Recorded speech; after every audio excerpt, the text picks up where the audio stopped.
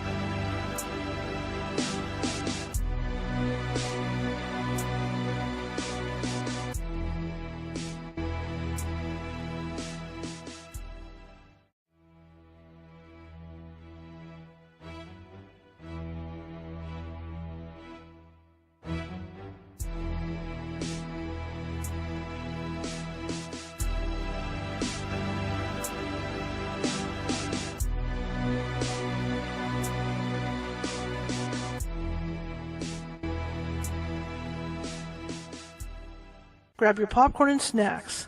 Find a comfy spot, take a seat or lie down, and let me transport you to a place of fantasy, ghost stories, ancient legends, odd creatures, alien encounters, and other magical topics. You may even decide to join the conversation. From faraway lands to your own backyard, with a small dash of pixie dust. Turn out the lights and open your minds. The journey is about to begin. Good evening, everybody. Welcome to the show. My name is Charlotte. I'm going to be your host for the next hour, and I've got a great show for you. Like I say, I like to do things that are different, and this is different from anything we've ever done. Lon, only goes by Lon, is my guest tonight, and she works with geometric lines and art to look at people's to look into people's minds and look at people's awareness and all that. So she's going to talk about that tonight. She can probably describe it better than I can. You know how I am about describing things. Anyway, I want to introduce myself a little bit for people that haven't heard of me. I am Charlotte Costa. I'm the owner of the California Haunts Paranormal Investigation Team based out of Sacramento, California. You can find us at californiahaunts.org. If you're looking for the radio show, we've been on almost 20 years. That's a long time, right? We're at californiahauntsradio.com. We were on Blog Talk Radio for the first 10, 15 years and decided to start doing this. So here we are. Okay. If you're watching from YouTube tonight, please subscribe. There's a little ghost, should be a little ghost down there in the bottom right-hand corner that has a magnifying glass and Sherlock Holmes hat on, and that's our mascot. And I hope you decide to subscribe because we have quite a few videos on different topics. If you peruse it, I think you'll find something that interests you.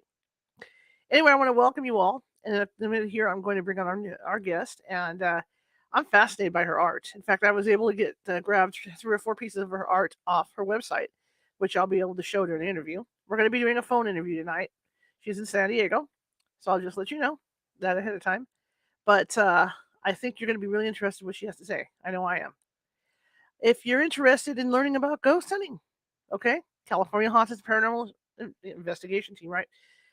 That's what we do. We go to people's houses. We help them or businesses to understand what's going on, and it's all a part of educating people and helping people to figure out what's going on. We don't go in believing there's ghosts in there. We go in to debunk, and when we can't debunk anymore, then we start looking at other things. Okay, and we do it for free. We don't charge for our services. So if that seems of interest to you, give us a call or shoot me an email from the radio website, and we'll make plans to go out and see you. Okay, we have 35 people strong up and down the state of California, and so we can cover almost any county. We have people in Oregon, Washington, and Nevada, and Hawaii as well. Okay, without further ado, I'm going to bring Lon on, and we can start talking to her. So let me get this going.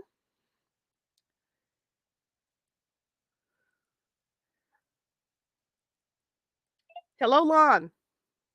Hello, Charlotte. How are you today? I am great. What about you? I'm doing really well. I'm excited to talk to you. Yeah, me too. I heard you on one of the other shows, and I thought that I was looking at your art, and I find it to be so fascinating. Oh, thank you. Yeah, what show did you hear me on? I think it was Coast to Coast. Oh, yeah. That was a couple of weeks ago. Yeah. And that was a lot of fun. Yeah, and I started looking at your website, and your art, I mean, it's fascinating. It kind of reminds me of,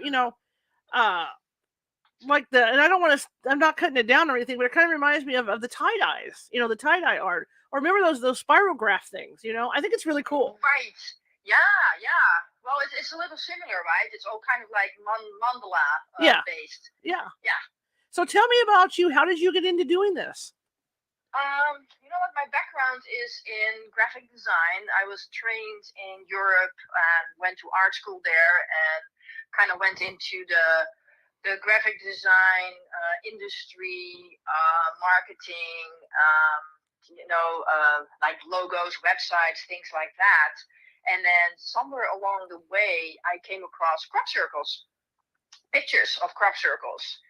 And that was incredibly exciting to me. I saw crop circles and I'm like, wow, the designs are so intricate and so complex and so mathematical, mind-boggling. And as a designer, it just was exciting to me. So I took some of those pictures, put them in line art and gave it color.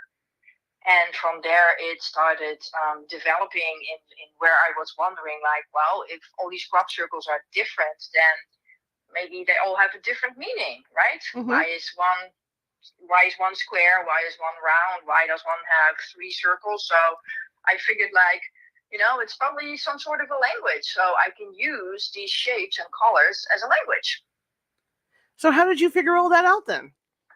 I tried it out. I thought like, well, if all of this is a language, then what about if I can express a concept in colors and shapes? So what about a concept like healing or love or intimacy or authenticity or kindness? And I'm an intuitive, so I would just sit with that concept. Like if you tell me like feel into what kindness would look like, I would just go inward, go into meditation and sit with that, and then I would just express that in colors and it would just appear in front of me. And it would make a lot of sense. Like I made one for kindness, and it's all turquoisey and green and beautiful and flowy, and it has water in the background, and it just feels it comes all from that heart area, right, from the heart chakra, which is green, and the throat chakra is blue, and in between they say you have a what's it called, a high heart chakra, which is more turquoisey, which is the expression that flows from our heart. So that's why it became all turquoisey, I guess. So from there, it went from concepts to people. Because then somebody asked me, like, well, could you draw me in sacred geometry and shapes and colors? And I'm like, yeah, let me try that. And it worked. I just find this, sorry to interrupt. We'll continue with this, but it reminds me of you being able to draw auras. Only this is the way you see them. Right. It's almost like the expression of something that I can feel, like the energy or the vibration or the frequency of somebody or a concept. And if you translate that, what would that look like in a way that we understand it? So it becomes a language, because my clients are all over the world, and my oracle decks, for instance, are translated in many languages, and people get it. I mean, a picture, the colors, it's the same in any language. And how amazing is that, especially in this time, right? I mean, this is really harmonizing. It brings us together. When you're sitting with somebody like that, how long does it take you to start seeing stuff? I sometimes see it while I'm sitting with them, but most of the time, like for my soul portrait journey, for instance, I do a soul connection session in which we connect either in person, but mostly over Zoom. And I ask a lot of questions, and we meditate together, and we go inward, and I connect, and I feel their frequency. And after that, it's more that I sort of tell the universe, like, okay, I'm ready to open the channels to receive whatever needs to come through for this person. And then I just start drawing. I do this digitally. So I go on my computer and I just, for instance, put a circle down and I make it green. And then I tune back in to the frequency of this person and the pictures that they have given me, because I always ask for a couple of pictures of them, like snapshots. And then I just look at the picture, and then I look back at what I'm creating, and I can just feel whether it's in alignment, whether it's a match, whether it resonates. So, and then I just flow through it, and it just develops. I just follow what feels right. And the end result, I mean, I've been doing this for years now, and I've done hundreds of people.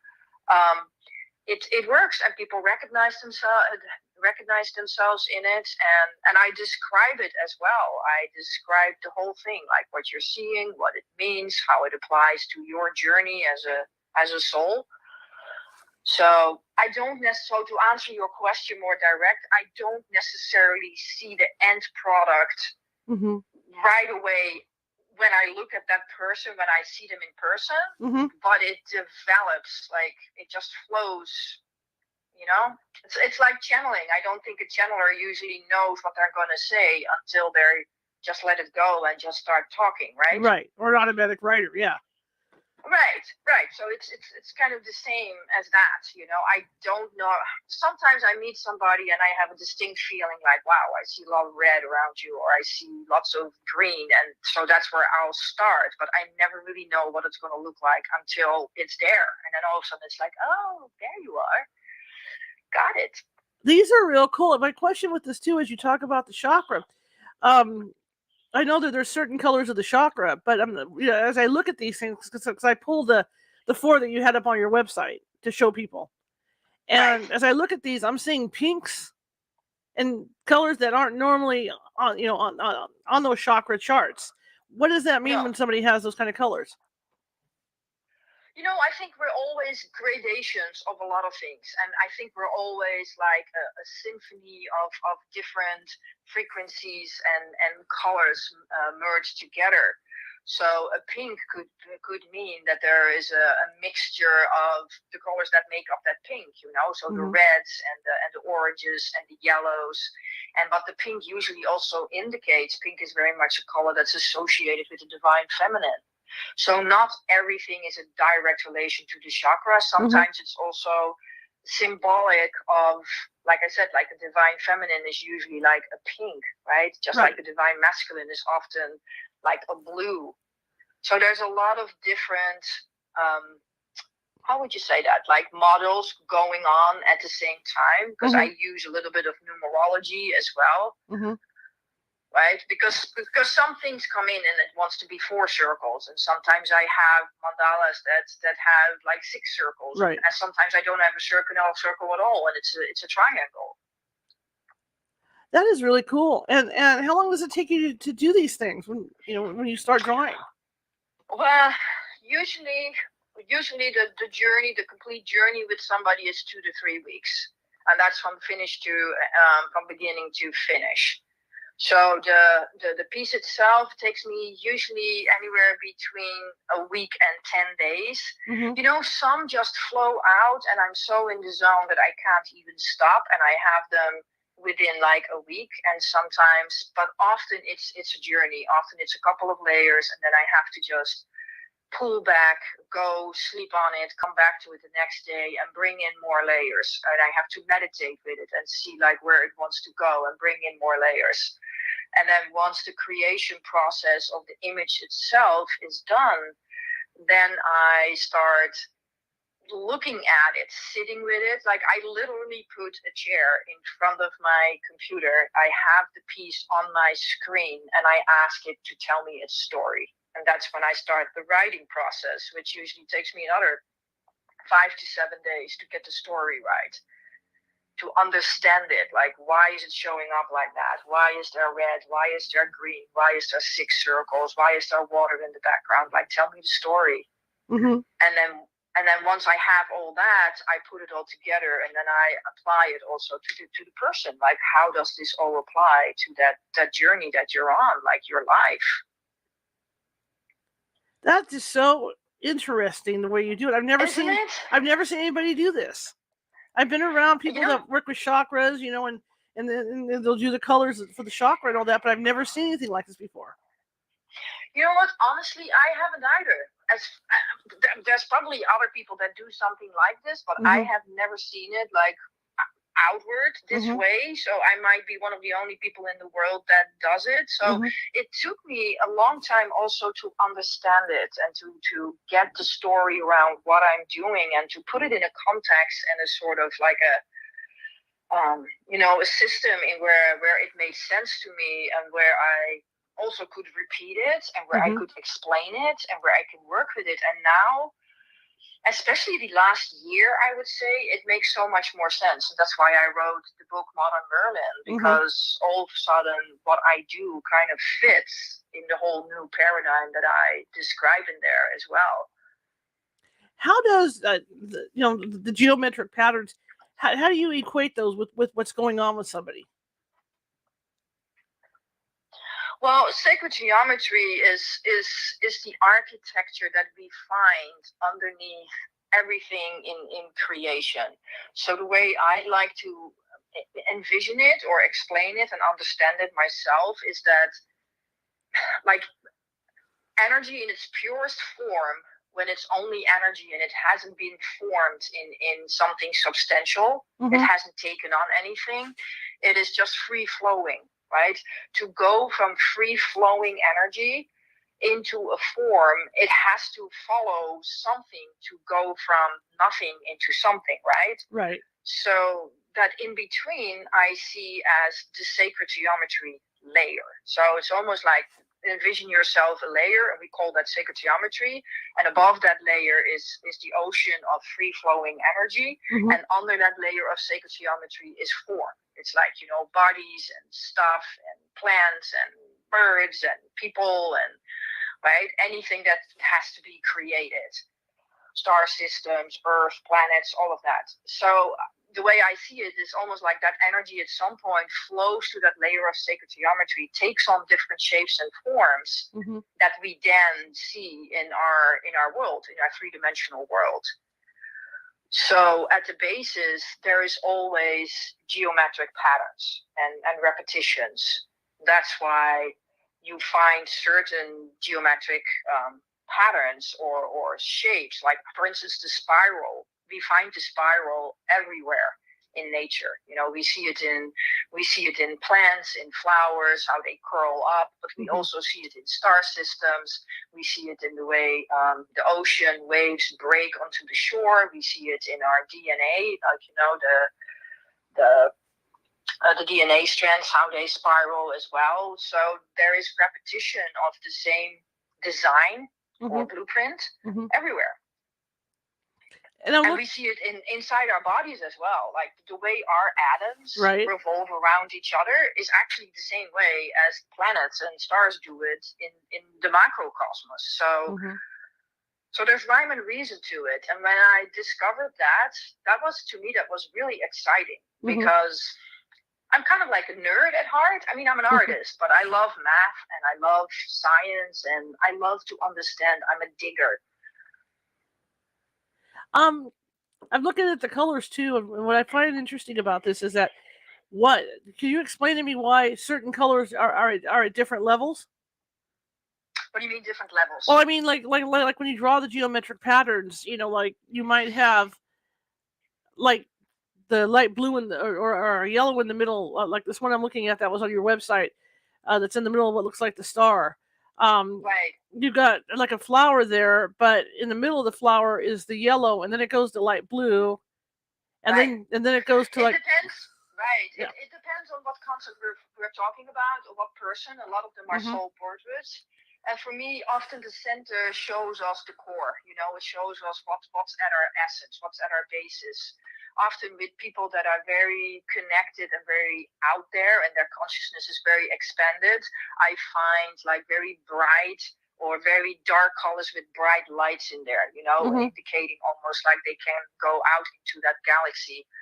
But sometimes I find people, for instance, that are very much in their heart and they have this beautiful heart connection. There might be green at the center. So it totally depends on what we're talking about. I just follow where it wants to go. Okay. Like on the kindness one, the whole thing is turquoisey, green, and blue, and in the middle there is like a bright, almost like a magenta purple. And that to me is an indication of connection to source, because that's where the colors of the higher chakras go. Right. And to me, that indicates an understanding of something that connects to the divine, like a sacred space, or connects to source, to the creative source, or God, or spirit, or whatever you want to call that. Yeah, because when I think of that, the way I learned to envision it is like a rainbow. And like when I was having not surgery but something done to me, and I wanted to calm myself down, I started up at the red color, and imagined that, and then slowly brought myself down all the colors of the rainbow to where I finally hit that white light at the bottom to calm everything. That's why when I'm looking at the colors, I'm trying to I'm trying to visualize the colors that you're doing. Right, beautiful. And I don't even know for certain if it's the same for everyone. I think most people, when we have some kind of an experience of something divine or something godlike or angel-like, we I think we not only associate it, but also literally see light, right? Bright light. Uh-huh. Whether that's like a bright blue or a bright gold or a bright silver, or so I think there is certain things that are based in what we all experience that has to probably do with the foundation of the design, and some of it is just what we also collectively kind of agree on, right? We associate certain colors with certain things, and there's always reason behind that. Like, red is it's often like a danger, a warning, and like pay attention kind of color, which brings us closer to the root chakra, the first chakra, which has to do with our physical bodies and often with safety and security. So it makes sense, and we see that translated, for instance, in traffic signs, right?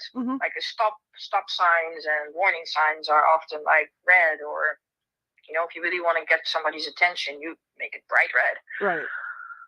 Right. So it's interesting when you start looking at that. Right. And there's so many hidden layers everywhere in society. Like, I'm still discovering them. So.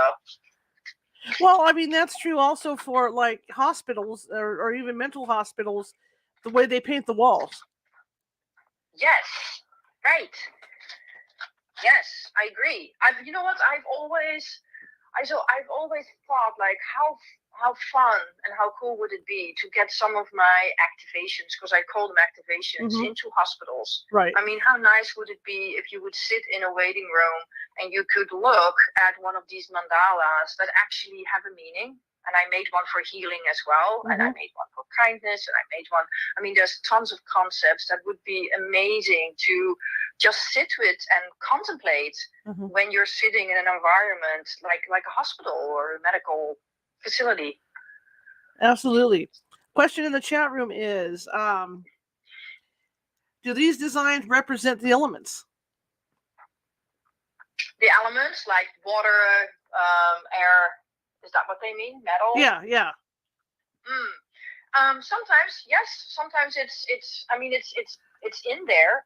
Like a lot of the pieces that I make, if I see water, or if I'm drawn to bring water in, it often represents the emotional world and the subconscious, or that what we're not aware of, or that what is hidden, and the element of water and flowy, and so it's all woven in there. But it's I think what people need to understand is that it doesn't. Like, it comes from my creativity first, and then I describe it. So it's not that I sit there and I go like, oh, I'm going to put water in there because I'm going to bring that element in. It's always the other way around. The image comes first, and then I learn what the story is that it wants to tell me. I knew an artist that did something similar, but with different type of art. And she had known this person that was under a lot of stress. And every time she drew an image from this person's head or drew about this person, it was always a cracked egg. Yeah, that makes sense. Right? Yeah. Yep. Well, and that's how my readings are too. I guess that's how I speak to my guidance, or to spirit, or the divine as well. When I sit with somebody and I do a reading, I just tune in, and for me, it always comes in images. It shows itself in images, and often it's associations with things that I am familiar with.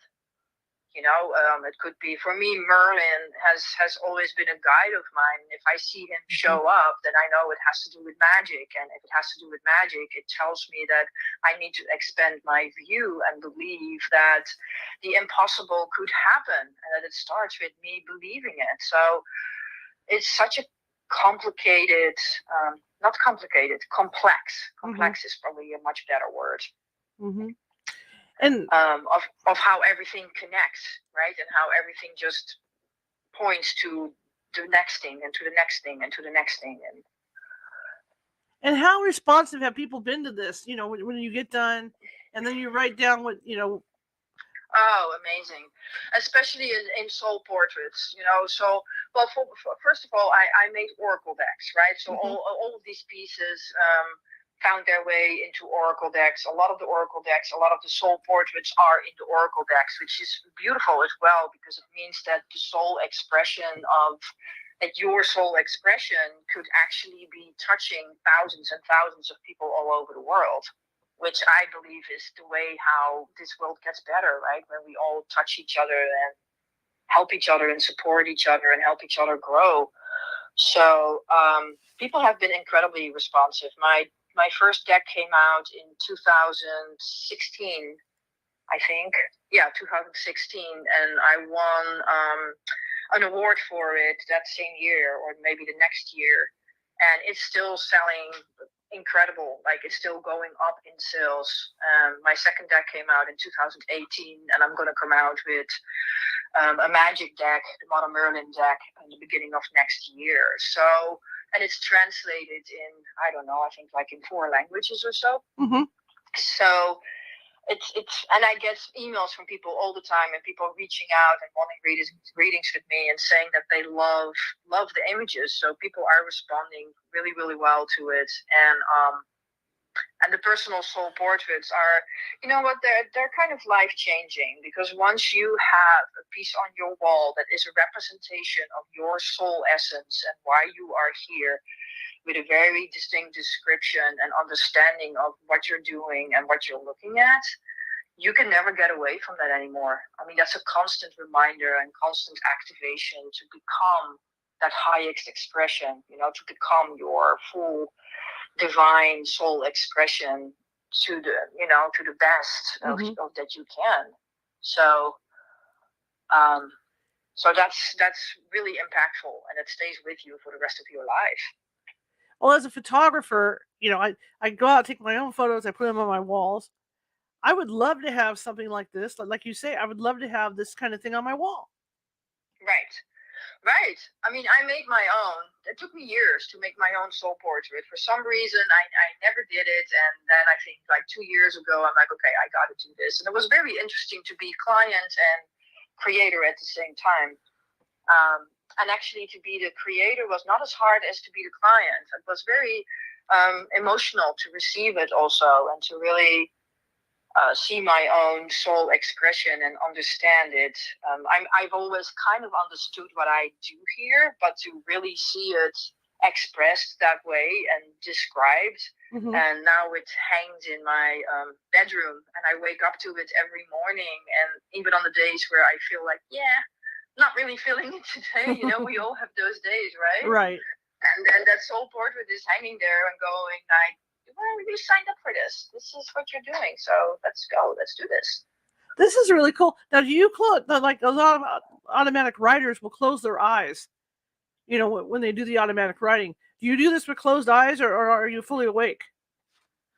No, I don't do it with closed eyes, but I often do it standing up, and I move, and I don't really use my mind. Like I said, I don't think about it. Like when I'm in that creation process, I have music on, I'm singing, I'm in my happy space, and I'm just, you know, I'm like a conductor. I'm just like pulling from different places, working with pictures, working with gradients and transparents, and a little bit here and a little bit there. And so it's kind of mindless, but I do use my eyes because it's a very visual art that I do. So when somebody comes to you and wants this done, what, like you say, you do some meditation, what do they have to do on their end? Come with a really open mind and an open heart, and also be prepared to really connect, you know, to themselves and to their higher selves and their soul, and also be okay with feeling me around, because what they give me permission for is for me to connect with them on a soul level, on an energetic level. And that means that when I'm in the process of creating a soul portrait, that I will constantly tune in to them, right? I'll be thinking about them. I'll be meditating about them. I'll be walking around with my daily walks, and I'll be like tuning in and feeling them and to see what they're about so I can bring it through. So the feedback that I'm getting is that people say like, you're constantly popping up in my head, like, you know, and I dreamt about you and I feel you. And so it's an intimate dance. It's a very sacred dance. Have you ever had anybody come in that was really stressed out that wanted this done? Well, describe stressed out. I think a lot of people want this done at a moment in their lives where they feel like that there is more to them, that they Mm-hmm. want to step into more of their purpose, or that they're maybe not even really clear what their purpose is, that they feel like that they're not satisfied in what they're doing, and they Mm-hmm. want to, they want to expand. So most people are, ready for transformation, ready to take it to the next level, ready to level up, to bring the frequency up higher and to really step in. Well, that's kind of like what I was getting at was, somebody that's Right. having a lot of trouble in their life wants to come in and see where their frequency is at. Right. Well, but it's not really a representation of where they're at. It's a Okay. representation of what they can be in their fullest expression. Because remember, this is an expression of their soul. So we don't always, every day, I don't completely fully embody my soul portrait Mm-hmm. every day, every minute of, I have days where I'm off as well. And that's the beautiful thing, because then when I look at my soul portrait, I can almost align myself again to that pattern and that harmonious design and those colors, and lift myself up to that higher vibration, and be that, and raise my frequency. This kind of makes me think of people that paint for fun. People that you wouldn't normally think paint. Like I don't know. Like there's certain movie stars that are tough guys on screen and whatnot. And what do? They paint, and I think it's similar. Medicinal because they're getting the colors out on canvas and stuff. Yes, I'm thinking about it. I'm tuning in while you're talking. Like, yeah, it is. Well, I mean, any artistic endeavor brings us closer to our create. I mean, we all come from a creative source, right? From a Mm-hmm. from a higher power, creative source. So anything creative that we do will automatically bring us closer to that part of us, to our soul part, to our multidimensional part. Whether that's writing or drawing or sculpting or gardening or cooking or singing or dancing, or any of it. So I mean, that's the beauty of art, and that's what we've seen throughout human history as well. That artists are often at the forefront of where consciousness is evolving to, because they're often the visionaries of they see in places where a lot of people can't see, and that's what inspires the rest of us to, and invites us also to go there, right? Exactly. So when you're doing Yeah. it, so my next question is, because I know people that do psychic work, it can be exhausting, to do stuff. Is this exhausting for you? I mean, when you really get into it, is it tiring? No, I love it. I love it. This is my happy spot. I don't know. I've never been, no, everything around it to make it into a business, Mm-hmm. and to create like a whole body of work around it and explanations. I mean, then some of that is linear, and that could be tiring.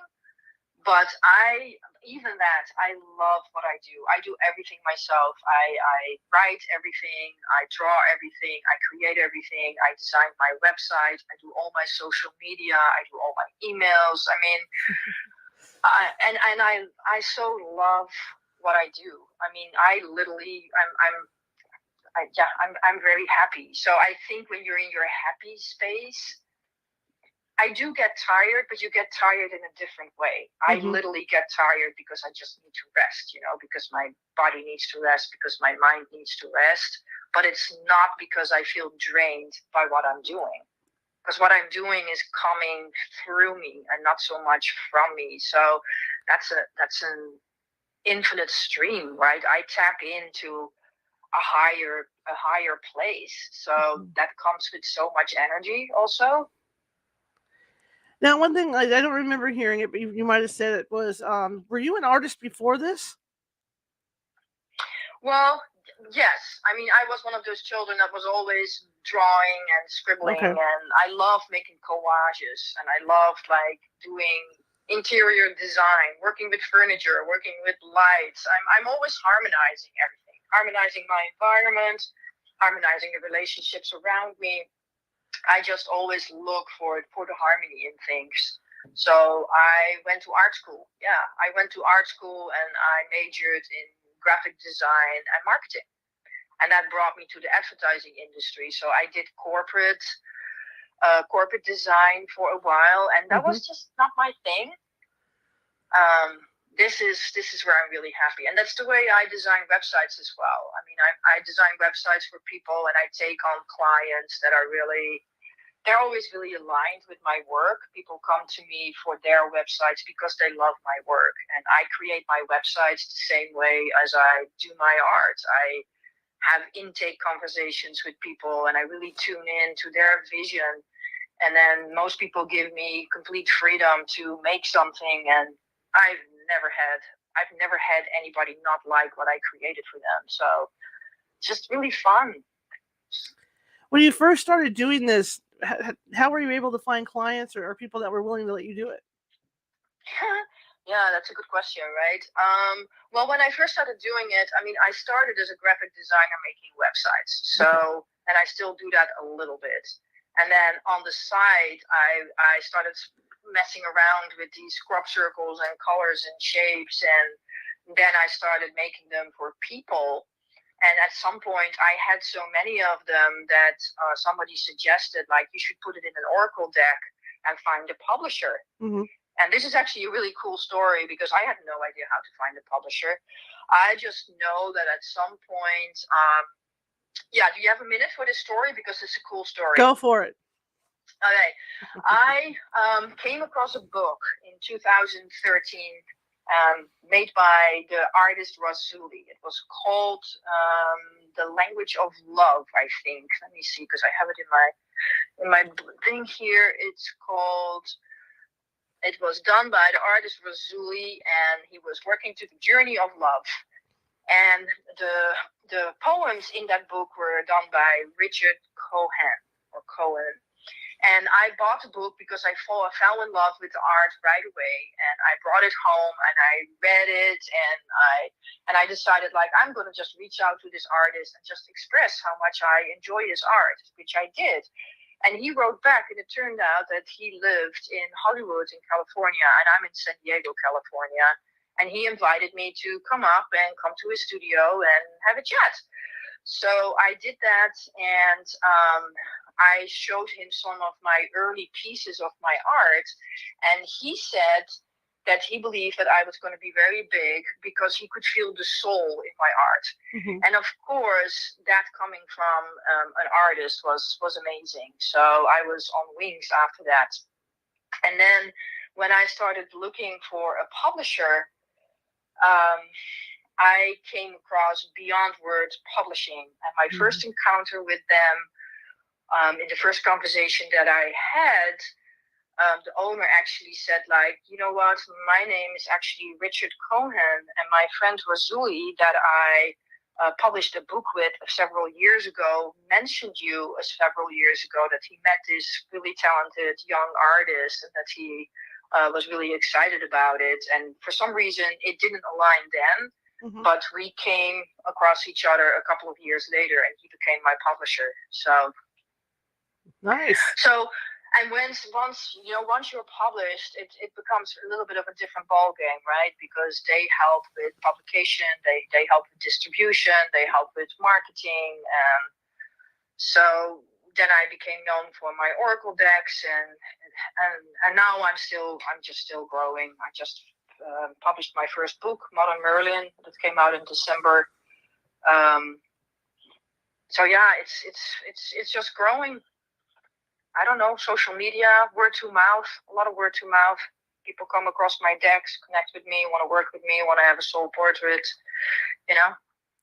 When you talk about Merlin, and seeing Merlin, what does Merlin look like? You know what? I think he probably shows up different for sometimes he shows up in different ways, but I think for most people, the way we know him is maybe as the older man with the white hair and the beard and maybe like the blue cape on or something like that, almost like the Walt Disney kind of Merlin. Yes. Right, and I associate him with magic, but sometimes he comes in different shapes. It's at some point you just either understand the feeling or the frequency or the vibration of it. So for me, when I woke up one morning and I just knew like, oh, Modern Merlin, and I thought like, wow, that's a really cool word. It's a cool. And then I looked it up, and I'm like, okay, it's not a book. Then I knew like, oh, it's the book that I'm writing. The reason why I asked is because the Merlin that like you say, there's the Walt Disney Merlin, and the one Right. the one I really remember as a kid was like from the musical Camelot, and it was the old man, but he had the creepiest eyes. That's why I was wondering. Oh yeah, that's right. He had those like reflective eyes or whatever they were. It was really creepy. But I mean, Merlin is magic. I mean, you're right. That's what people think of Merlin. You think of all that magic. Right. Yes. And some people, ask me like, well, magic can have, that can have really scary sides to it as well. Right. And and for me, it's like, anything can be scary. It's not the magic that's scary. It's what we do with it, right? Just like with anything, like with power or religion. I know the Merlin that you were talking about. I don't know. I have a hand puppet here, a Merlin that I bought like a month ago or so, and he is so whimsical and so funny looking that he just makes me laugh. And he's like the funny, cute little Merlin with the blue hat and the stars on it and the happy Merlin. Right. I think it's cool. I think it's great that you have put yourself a Merlin. I just think it's wonderful, and it's catchy for people to think about, Right, because magic is another one of those activations and pieces that I made a couple of years ago. And when I sat with the whole concept of magic, I was just thinking like, what is magic? And magic is really just something that we name anything that we don't understand, right? We experience it, we see it, or we feel it, but we don't really have an explanation. And if we don't, then we just call it magic. Right. So over time that changes, right? Right. Some things used to be magic, and now science has caught up, and we can explain it, and now we take it out of the box of magic, and it's not magic anymore. And that made me realize, like, wow, we are really very magical. We're very magical beings. We are capable of so much, and we can be in such beautiful co-creation with God, spirit, with the universe, and they don't teach you that in school. Nobody tells you that. And now we know that what we think and what we believe and what we say, that our words, that all of that matters, right? It's important, like what you express, because all of that holds a vibration, and that vibration is going to interact with the field around you, with all the energy around you, and that's going to determine what's going to show up in your life. Well, that's magical, right? Right. It is and it's not. I mean, we can explain it, but it seems magical. And we all had that experience, right? You think sometimes you go like, oh wow, I never see Volkswagen Beetles anymore, right? And then all of a sudden you see 5 in one day. Right. Well, is that because you know what happened there? Is that magic? It's probably because you said it, that vibration is out there, and now your awareness is focused on it, and you're becoming aware of it. They were probably there before already, but now all of a sudden you're seeing it. So all of a sudden it's part of your reality. So you manifested it. Right. And for you to pick Merlin, I think to associate that with magic, it's a good choice, because I know there's magic out there. And when people think of magic, they think of the dark stuff. But there was really nothing dark about Merlin. Not the way that I remember. Right. Not the way that I remember. And I also, did you see that that series? I think it was from the BBC, and it was the series Merlin. It was a younger Merlin with King Arthur, yes. Younger King Arthur. Yes. Oh gosh, I love that series with the dragon, and he's a beautiful Merlin, and he has such beautiful intentions for the world, and he's protective and funny and cute, and that's the kind of Merlin and magic that I envisioned with that. So for me, it has only very positive and very, very high vibrational associations. What do you want people to, after they visited you and gotten this painting from you, what do you want people to take away from all this? I want people to take away that life is magical and that they are magical and that there's so much hidden meaning and hidden connections between everything and everybody, including us. We really are at the core of what unfolds in our lives. And how we experience our life has more to do with our perception and our perspective than it has to do with the real circumstances. It's kind of that glass half full, glass half empty. And you can train that. You can learn how to see the magic instead of just the things that go wrong. And when you do that, it shifts your life and you become way more joyful and you start seeing the magic, and the more you see it, the more you create it. And you also said that you do card readings as well, right? Right. Yes, I do. Yeah. They're like half intuitive, half card. I use the cards and I tune in. I'm still expanding and growing with that as well. But I always use the cards. We look at that and I tune in, and yeah, it's very fun. I wanted to ask you about the cards a little bit, because I know, you see this stuff on TV where, you got the psychic reader sitting there and she's flipping the cards over, and all of a sudden she comes up with the dark card. I mean, is that dark card necessarily dark, or is it doesn't mean other stuff? You know what?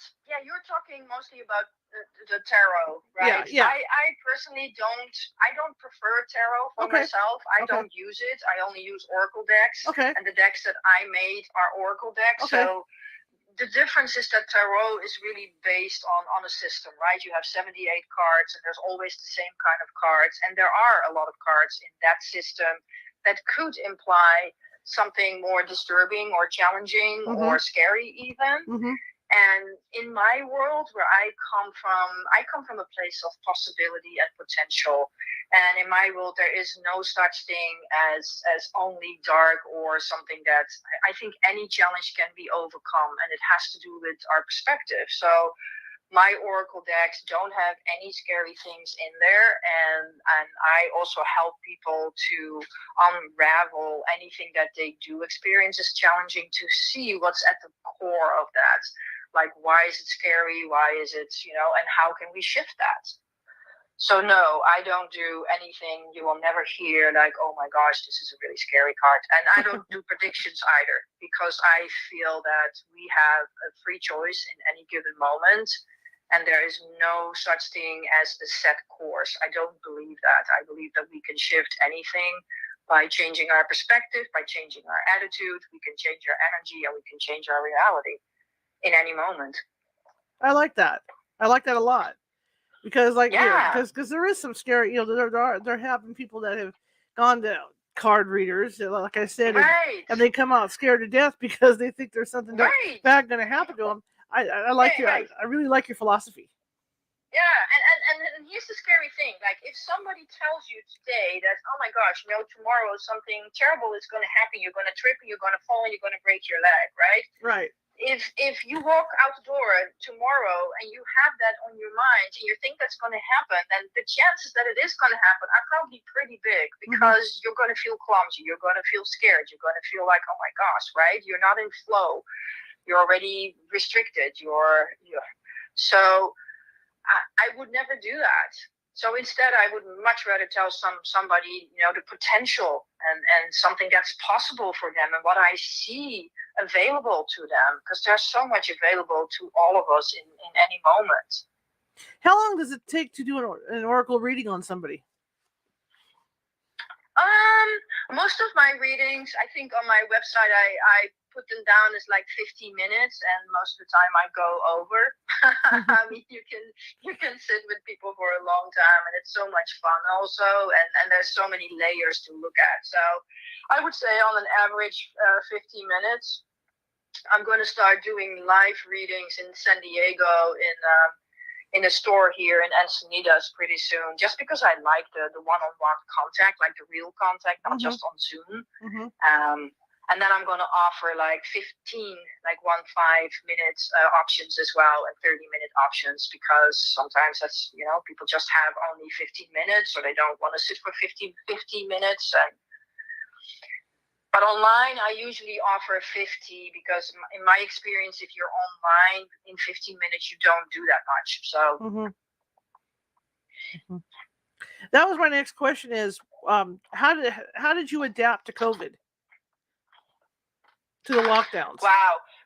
I mean, my work, for one, I already work at home, right? I work for myself, and I already work pretty much by myself. Like what I do, I am in constant connection with the universe and with spirit, and that's the space that I'm in. So for me, the impact wasn't that large in my life because nothing really changed. I like being by myself. I have no problem with that. So I don't think it impacted me nearly as much as it did a lot of other people in the world. So yeah.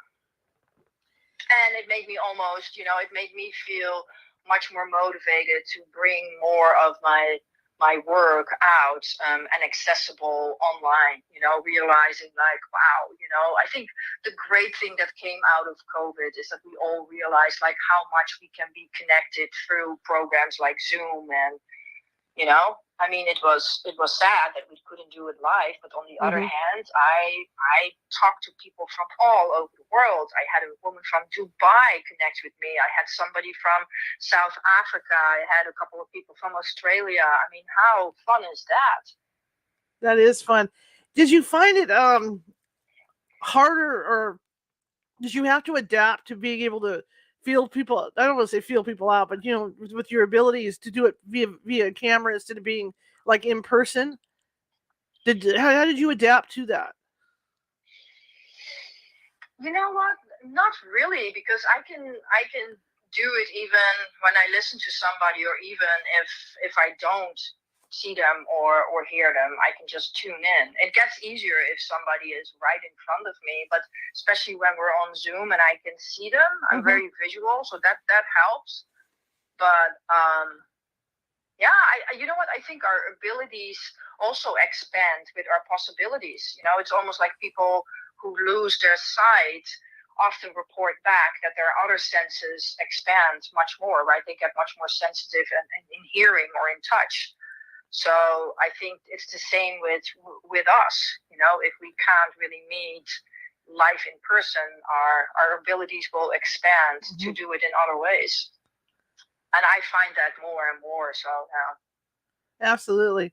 And now, it's kind of like second nature now for people to be on Zoom, because at first everybody was pushing the wrong buttons, and not knocking on the screens and all that. So now it's just I'm running an online course now that I'm offering on Zoom, and I'm really excited about it because I have people sign up from all over. So I'm not limited anymore to just my my local followers or my local community, but anybody from anywhere can join, and that's really exciting. I think it brings us together that way, right? Don't it does. I think Zoom has done wonders for people. Things like StreamYard too, because you can go up to 10 guests even on here. If anybody wanted to do a class on this stuff as well. It took me a while. I mean, like when I first switched this show over, it was probably 6 months before COVID. And I started being on screen. It took me a while to get used to it. And I know a lot of people had to make that adaptation. And I used to laugh at some of the videos because, people were just so awkward, when they were on. You know what? I do have to say that my interviews and my appearances on, because I've done a lot of interviews and podcasts over the last 5 months because of my book came out, right? I have to say that the ones on the radio are often easier. It's easier for me to get into a flow because, like right now, I'm just pacing through my kitchen, and often I have my eyes closed and I'm just really tuning into into your voice, your questions, your energy. And I do find that if I have to sit still behind a computer screen, it's sometimes a little bit more challenging to flow, especially because you see yourself as well, and that and then you start like, oh, there's something going on with my ear, or my hair is doing weird stuff, or oh man, look at those wrinkles, right? So see, I have a tendency, like talking to you now, because I'm so relaxed talking to you at this point. My chair rocks back and forth. So people will Right. notice that, because they'll know when I'm in a flow, because I'll just start rocking back and forth on camera. Right. Yes. I haven't. You know what? Maybe I should try next time when I do an interview, because I do it when I work. Actually, I put my desk up and I stand, because when I'm working as well, I have to move, because bringing in energy and being in flow and in tune with those frequencies and the universe, I find that when I'm moving my bodies and my hands and my fingers, like right now, I'm waving my arms around while I'm talking. So it works better that way. So maybe next time I should just stand behind my desk instead of sitting. You know, when you're sitting, it feels so restricted. It's it's dense. It's denser that way. I agree. So how do you prepare to do like an oracle reading for somebody? Do you have to meditate first, or what? I usually set up the space, like before I go into a reading. When people book through my website, one of the questions that I do ask them is like, is there something in specific that you want to address? So I set up the space. You know, I take a couple of minutes to do some deep breathing, to tune inward, to ask my guidance team for, you know, to support me and to be in the right space. And then other than that, I just go in with a very open mind and an open heart, and I tune into the person, and I just allow whatever needs to surface to come forward. I never know. I don't try to steer it. It's just like my pieces, you know, I never know. And do you record these meetings for people so they can see them later on? Okay. Yeah, because I do it all on Zoom, so that's easy, right? Sure. Although sometimes I have to say I forget to push the buttons. I've had some, or halfway I go like, oh no. Yeah. But yes, in theory I do. We all do that. Absolutely. You know, my listeners are used to me, you know, when I start the shows out, I'll say, just a second, I gotta make sure I push my buttons. It's all good, you know. Right. We all forget to push our buttons. We get ahead of ourselves, you know, and the next thing you know, something's not pushed, and you're like, oh my God, you know. Right. Yeah, but yes, I do record them for sure. Yeah, and I usually use like 2 cameras, so I can talk to the person and they can see me, and then I have my other camera pointed to my desk in front of me so they can see my cards, because that's the only downside of not doing it in person. Because if you work with cards, they're laying in front of you on the table, right? So it's hard to do that on screen. So I figured that out. It looks pretty good. I have a second camera that is just pointing at the spreads that I have. That's cool. That's a good idea. Yeah. No, that took me a while. Well, I'm a technical nerd also. I love that stuff. I'm very technical.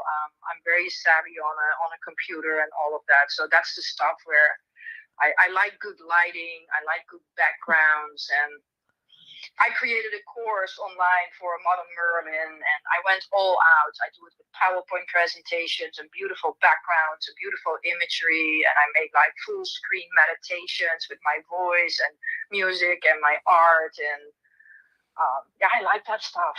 You know, it's all expression, it's all creativity. What makes you stand out from other people that do readings and similar stuff? Well, for one, I use my sacred geometry oracle decks. I don't know anybody that works with that. I think that makes it really unique. I also think that I come a little bit from a different place, because I'm very good at giving people different perspectives and asking them the right questions that make them think. I can help you to look at a situation in a way that you really haven't thought about before. And I can help you to look at what's underneath, like what is underneath this desire or this anxiety or this whatever is going on. So I'm very right-brained and left-brained at the same time. So I'm not very woo-woo floating out there, but I have very, very direct access to those realms. But I'm also very logical and I'm very clear, and I use simple language, and I love to laugh. I make it funny most of the time.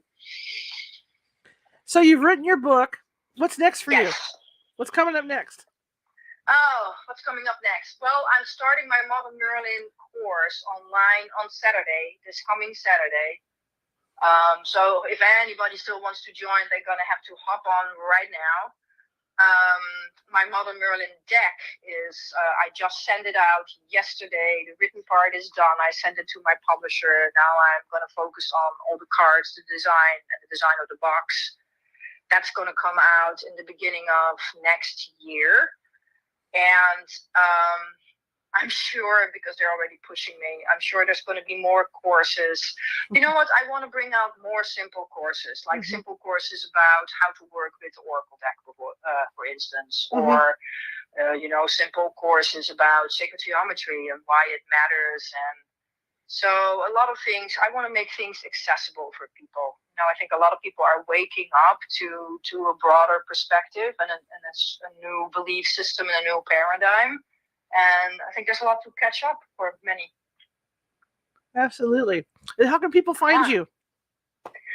My website is the best way, which is lon-art.com.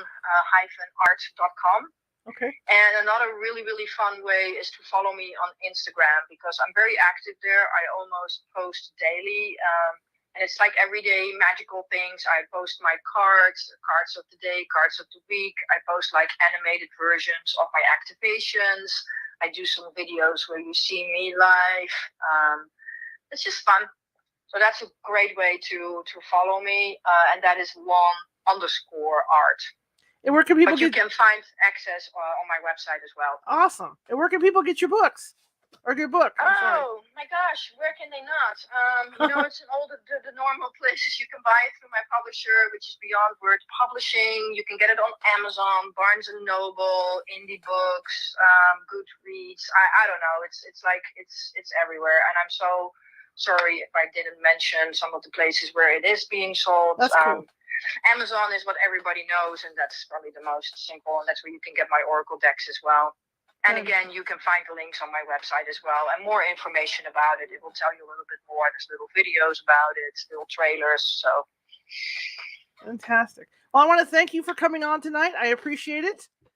Yeah, this was fun. And I love I love your art. I just love it. I mean, I can't stop saying that. I just think it's beautiful. Well, let's connect and let's plan your soul portrait journey. All right, let's do that. All right.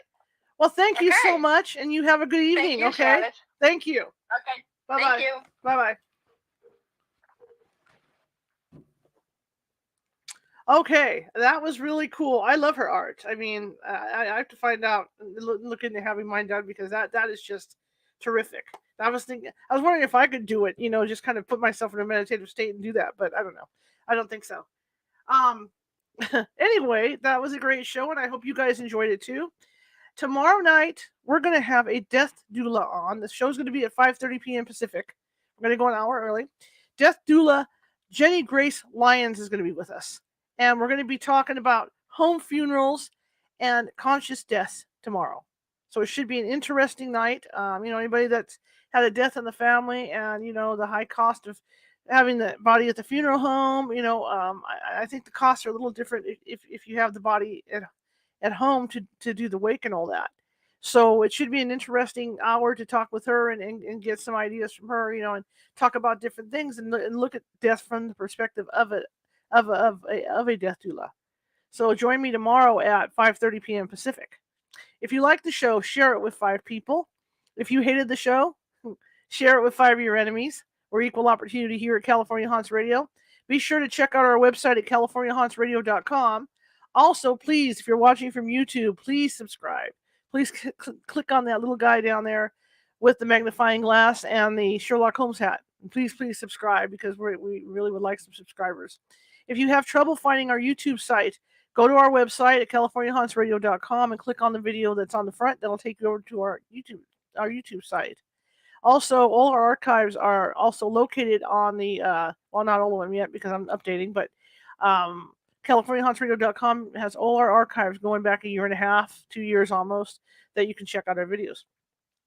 Anyway, again, I want to thank you guys for coming. I have also teaching a class on May 21st from 11 a.m. to 2 p.m. 11 a.m. to 2 p.m. Pacific. And it's going to be Ghost Hunting 101, where you learn ghost hunting techniques, basic ghost hunting techniques for people that just want to go in and, with their families and check out a haunted hotel. But these techniques will help you get better quality evidence that you can share with your friends and stuff. Okay.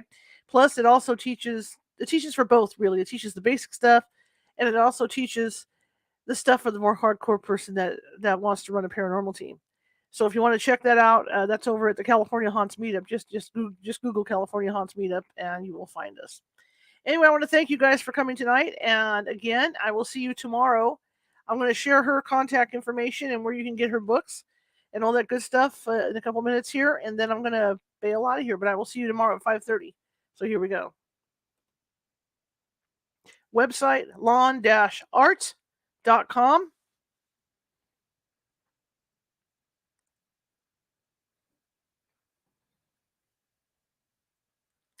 And the book is Modern Merlin. Uncover your magical powers. And of course, the Oracle decks.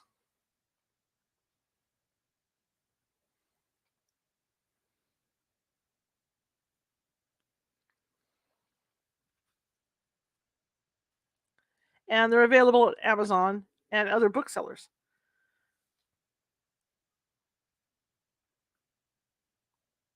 Want to thank you guys for coming again, and I will see you tomorrow. Have a good evening.